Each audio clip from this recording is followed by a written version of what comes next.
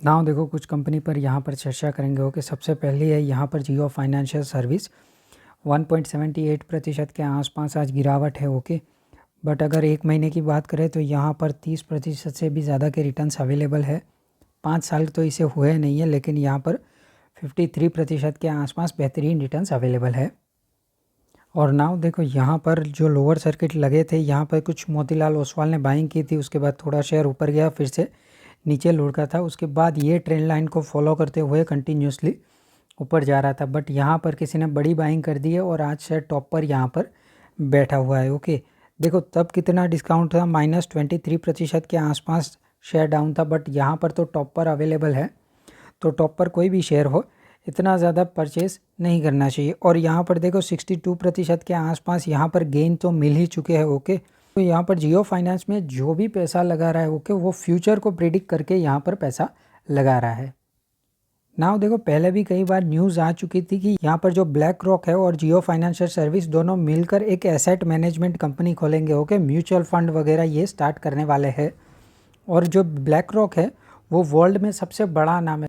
अगर सबसे बड़ा कोई पैसा हैंडल करता है तो यहाँ पर वो ब्लैक रॉक ही है, बहुत बड़ा नाम है। और इनके साथ इनकी यहाँ पर पार्टनरशिप हुई है। ओके, तो जब भी ये अपना बिजनेस स्टार्ट करेंगे तब हमें देखना है कि कितनी ग्रोथ ये लाते हैं।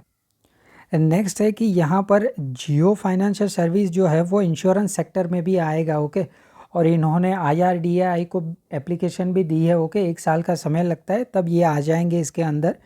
और यहाँ पर देखो जियो फाइनेंशियल सर्विस पर्सनल लोन में भी आएगा, फिर इलेक्ट्रॉनिक आइटम्स, ठीक है, उसमें भी वो आएगा। अभी जियो के पास सबसे ज़्यादा बड़ा एडवांटेज क्या है कि रिलायंस के खुद के अपने मॉल है। ओके, हम कई बार मॉल में गए होंगे तो वहाँ पर कई सारी इलेक्ट्रॉनिक्स आइटम बेचते हैं, तो इनके पास रेडीमेड बिजनेस है। फिर यहाँ पर ऑनलाइन अगर प्रेजेंस देखें, वेबसाइट देखें, तो इन पर भी उनकी पकड़ काफ़ी अच्छी है। तो बिजनेस तो बनाया है, ठीक है, बस उसमें एंटर करके पैसे छापना है।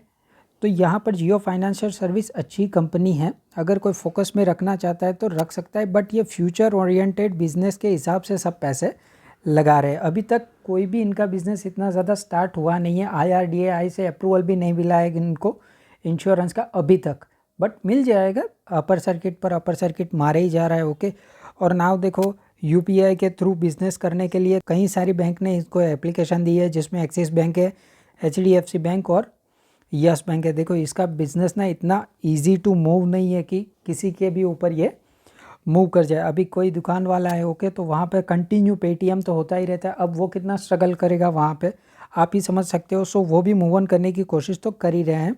ओके, नाउ देखो ये नहीं भूलना है कि पेटीएम ने पास्ट ईयर में देखो 32% माइनस रिटर्न है, और यहाँ पे अभी भी 72% के आसपास माइनस है, ठीक है, देखनी है। और जहाँ पे बिजनेस पे सबसे बड़ा खतरा आ जाता है ना, तब वो रेड साइन होता है।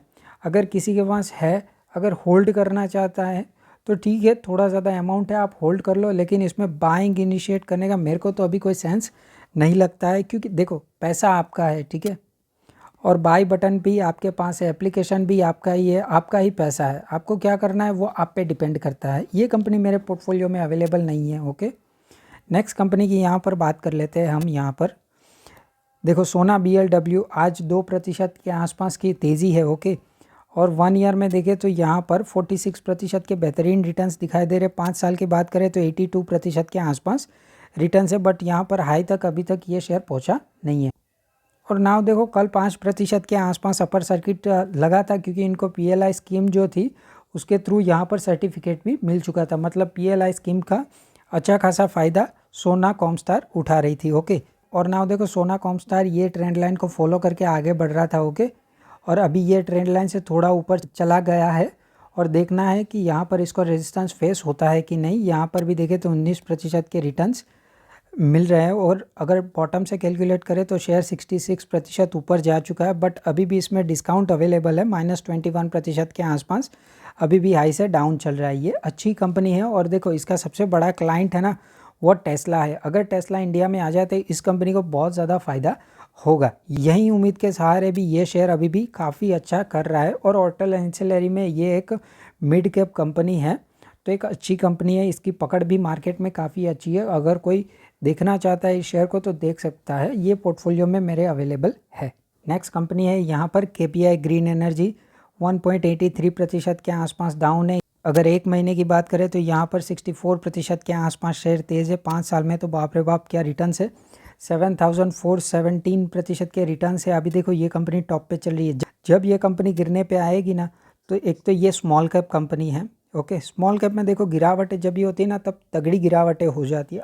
अगर मुझे इसमें 30% के आसपास डिस्काउंट मिला तो ही मैं इसमें इन्वेस्ट करूँगा। और ये मैं कह रहा हूँ, ये अगर 50% भी डाउन चली जाएगी ना जब गिरेगी तब, तो भी मुझे कोई दिक्कत वाला सीन नहीं होगा। क्योंकि अगर 5 साल में कंपनी इतने बढ़िया रिटर्न्स देती है ना, तो गिरने पे भी आती है तब 30-40-50% ईजिली उड़ जाता है, ओके। नेक्स्ट न्यूज़ यहाँ पर देख लेते हैं। ब्लू स्मार्ट मोबिलिटी, उसने यहाँ पर टाइप किया हुआ है कई सारी कंपनीज़ है, ओके, जैसे कि टाटा मोटर है, एमजी मोटर। ये खास करके इलेक्ट्रिक सेगमेंट में बहुत ज़्यादा एग्रेसिवली आगे बढ़ने वाली कंपनी है, ओके। दिल्ली एनसीआर में कोई रहता है तो उसको पता होगा, ओके, ब्लू स्मार्ट मोबिलिटी। और इसने टाइप किया था कि टाटा मोटर इसको डिलीवर करेगी 10,000 ईवी व्हीकल्स, क्योंकि वहाँ की जो गवर्नमेंट है वो भी ज़्यादातर फोकस कर रही है इलेक्ट्रिक व्हीकल को लेकर, ओके। स्टेट गवर्नमेंट भी और इंक्लूडिंग सेंट्रल लेवल की जो गवर्नमेंट है वो भी। नाउ देखो टाटा मोटर्स में आज कोई तेज़ी इतनी ज़्यादा दिखी नहीं है, ओके।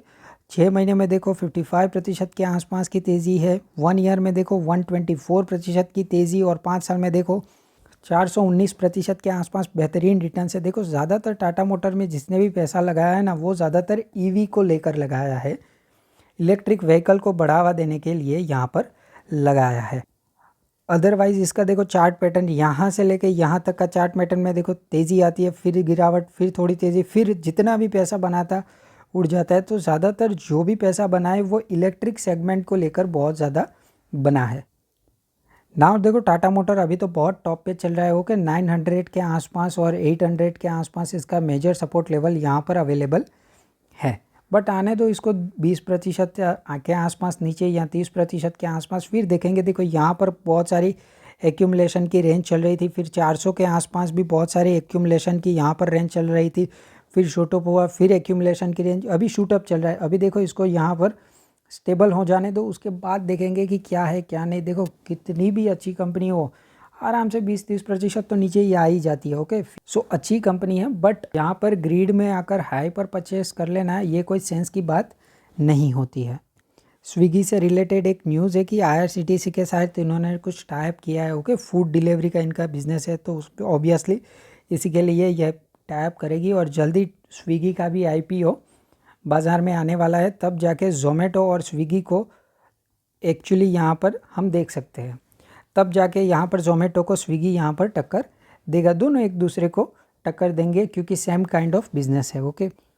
और नाउ देखो यहाँ पर Gujarat mineral development corporation limited, इसमें 2 या 2.5% के आसपास की गिरावट दिखाई दे रही, लेकिन 1 ईयर में देखो 198% के आसपास तेज़ी है। 5 साल में देखो यहाँ पर 417% के बेहतरीन रिटर्न्स दिखाई दे रहे हैं। और मैक्सिमम चार्ट पैटर्न में यहाँ पर ही तेज़ी आई है, गवर्नमेंट का रुख बदल गया है PSU कंपनीज़ को लेकर इसके लिए। अदरवाइज़ यहाँ तक तो कंपनी में कोई भी ज़्यादा एडवांटेज नहीं था पैसा बनाने में। तो ये सारी जितनी भी कंपनीज़ है उसमें लिमिटेड अमाउंट रखना चाहिए, इसको टॉप होल्डिंग कभी भी नहीं बनाना चाहिए। इसको रिलेटेड एक न्यूज़ है, देखो कि यहाँ पर बोर्ड ने कैपेक्स अप्रूवल कर दिया है 3040 करोड़ के आसपास, फाइनेंशियल ईयर 25 के आसपास।